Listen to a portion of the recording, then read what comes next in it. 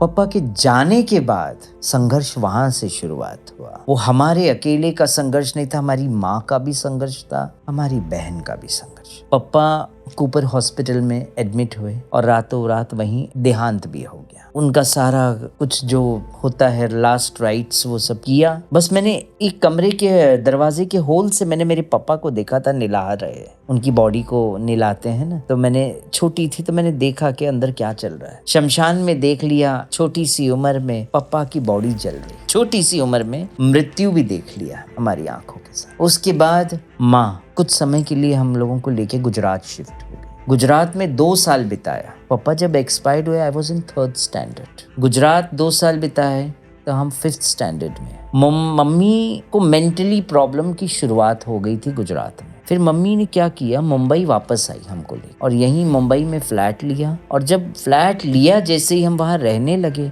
Mummy was totally discharged, मतलब पूरे mentally discharge हो गई थी। उन्हें खुद को नहीं पता था वो क्या बोल रही हैं, क्या कर रही हैं। रोड पे सड़कों पे भाग रही है, दौड़ रही है, मतलब घर परिवार बिखर गया, खत्म हो गया सब कुछ। और उस वक्त ऐसा नहीं था जी कि मेरी मम्मी के माँ बाप नहीं थे, वो भी जिंदा थे। उन्होंने भी पूछना जरूरी है।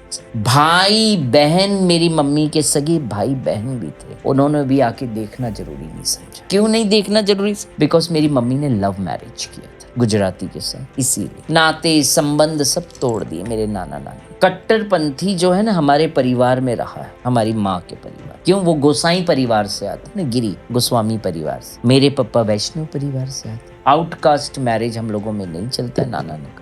तो एक समय ऐसा आया कि मेरी मम्मी पागलों की तरह घूमती रही। हम लोगों को देखेगा कौन? 2 रोटी को। मैं और मेरी बहन सड़कों पे खड़े रह के रोटी के लिए भी दिन याद करती हूँ तुम। ये था एक समय आया कि माँ भी चल बसी रातों रात, पता भी नहीं चला। सपने में आई, मुझे बोल के जा रही है कि मैं जा रही हूँ ना ख्याल। उस दिन गुरपुरब था, प्रभात फेरी निकलती गुरपुरब के दिन। पहली प्रभात फेरी निकल रही है।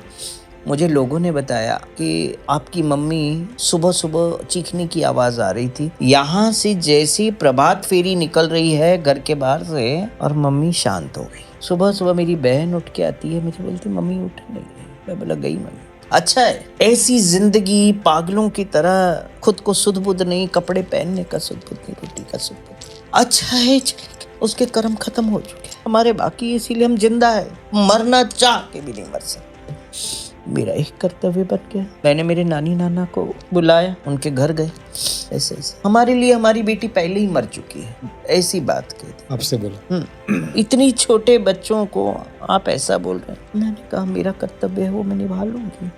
जब मैं वापस नानी के घर के बाद वहां से आई, पूरा कॉम्प्लेक्स इकट्ठा हो गया हमारे, पूरा कॉम्प्लेक्स। बोले हम करेंगे, हम खड़े इन बच्चों के। हजारों हजारों की भीड़ जमा हो गई मेरी मम्मी को कांधा देने के लिए हमारे कॉम्प्लेक्स। इतना बड़ा कॉम्प्लेक्स। शांति नगर सेक्टर 9 में हम रहते थे, मुंबई में, मीरा रोड में। तो वो सेक्टर 9 के लोग इकट्ठे हो गए और सबने मिलके मेरी मम्मी के लिए दाह संस्कार की तैयारी की। जब निकली बॉडी बाहर निकाली तो नानी नाना आगे रोने लग गए। हमको बताया नहीं, हमको ये नहीं किया।